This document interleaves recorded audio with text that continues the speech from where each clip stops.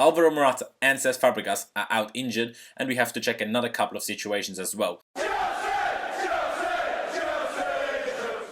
Hello there guys, and welcome back to 100% Chelsea from a preview of the second leg of the semi-final in the Carabao Cup between Chelsea and Arsenal, or rather Arsenal and Chelsea. Obviously after the first leg has finished with a 0-0 at Stamford Bridge and kick-off being at 8 PM UK time.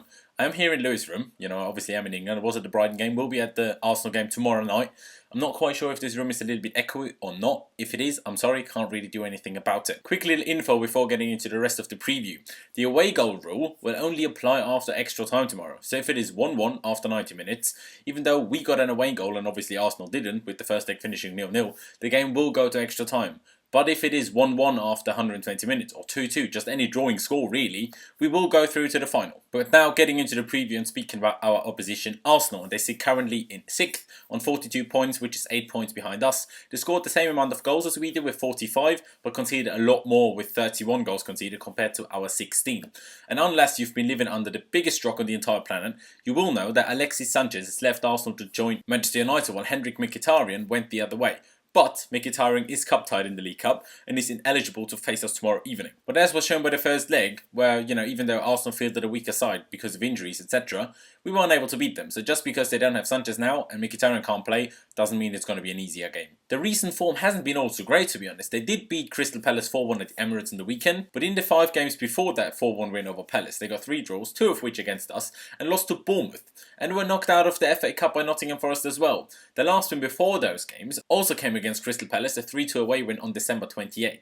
Coming to some team news about Arsenal, Olivier Giroud and Danny Welbeck are out of the game, while Aaron Ramsey and Nacho Monreal are doubts and are facing late fitness tests. But usually when Wenger says that, those players in doubt end up being fit for the game. So I expect the same this time round. Coming to the danger men, and those are definitely Alexandre Lacazette, obviously first of all, who has 9 goals and 4 assists so far this season, and Mesut Özil, who has 4 goals and 6 assists. Whether those two will start tomorrow, we will have to wait and see, as both of them only feature in the Premier League so far this season, except Lacazette starting against us in the first leg of this semi-final. Although Özil might have started, but he obviously missed the game with injury. And another danger man for them is certainly Jack Wilshere, who has been playing very well recently, and also in the first half before he had to come off injury in the second half of the first leg in this competition, had a very good game, and he's definitely someone you have to look out for because, like I said, he's playing well at the moment. In the last 2 games against us, Arsenal have started with a 3-4-2-1 formation each time. With Sanchez gone, Mkhitaryan ineligible, and Giroud and Welbeck injured, you can only expect the front 3 to consist of Lacazette, Özil and Iwobi, I suppose. But like I said, last 2 games they played 3-4-2-1, so you basically have to expect them to do the same thing tomorrow. But that's it about Arsenal, and coming to Antonio Conte's press conference ahead of the game. And first of all, I have some big team news for you.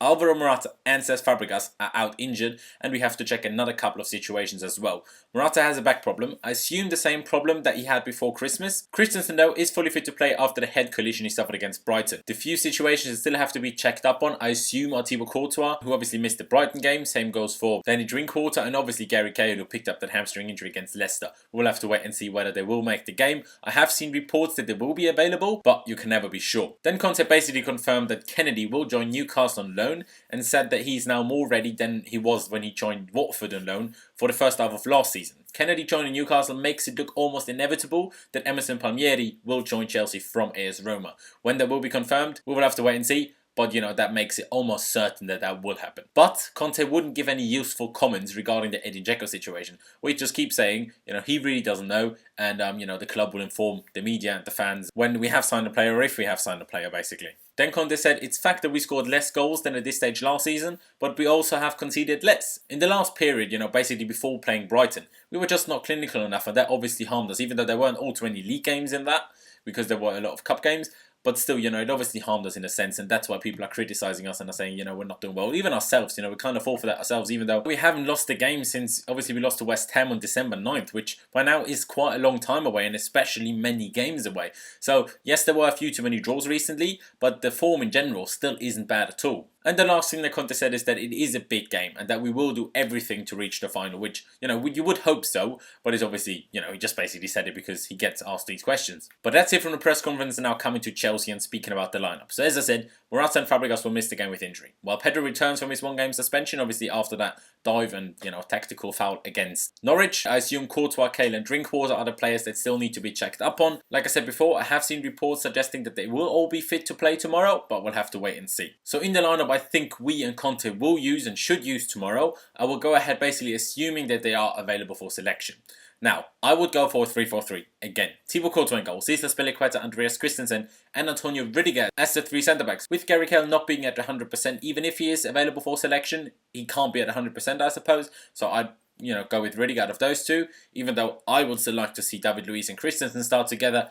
But that just won't happen. Then for the 2 wingbacks, I would go Victor Moses and Marcos Alonso, even though an argument can obviously be made that Zappacosta could start ahead of either of them, to be honest. Then Kante and Bakayoko as the 2 central midfielders, even though I would go with Danny Drinkwater, but again, even if he's available for selection, if he's not at 100%, there's almost no point and Conte won't start him anyway in that case. And then Hazard and Willian on the wings with Batshuayi starting up front, obviously with Alvaro Morata being injured. But there could be an argument made for starting without a striker and play Pedro instead of Batshuayi. Hazard and Willian played so well against Brighton, so they have to start, even if they are slightly tired. But Pedro had the week off because obviously of his suspension. And to be honest, I think in this game, the front 3 without a striker could work very well, as they could basically just play Arsenal's defenders dizzy.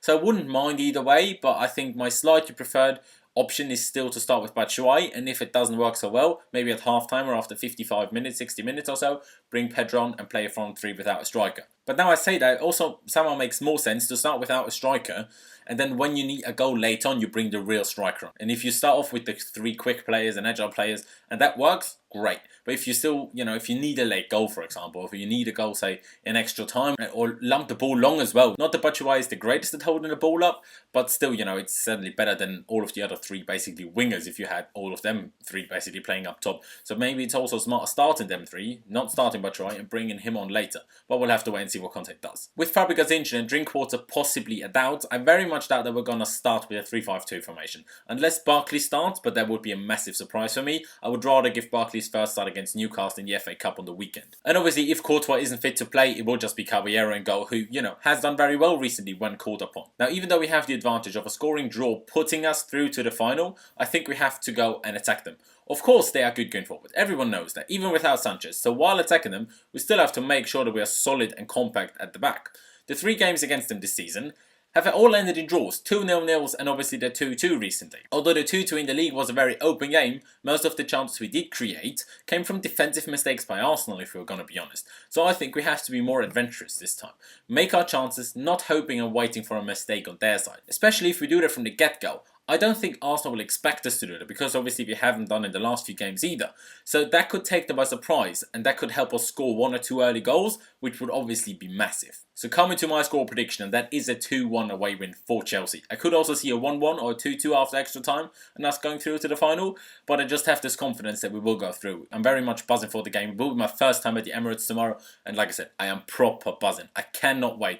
So lads, the players, every fan that's going to be there, let's give it our all for the whole of the entire game, whether it's 90 minutes or 100 minutes, or in theory even a penalty shootout. Let's give it our all and get that win tomorrow, and let's go to the final of the Carabao Cup.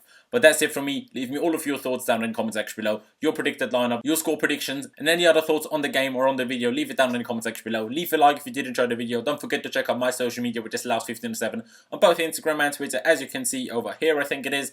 So, if you could head over there, follow me, I'd massively appreciate that. I'm getting closer and closer to hitting 1,000 followers on Twitter. So if you could head over there, follow me there, that would just be massively appreciated. And also, don't forget to subscribe to 100% Chelsea. You can just click that button up there and you can subscribe if you haven't already. We would also massively appreciate that. Thank you guys for watching. Up the Chels. Again, proper buzzing for the game. And I'll see you next time.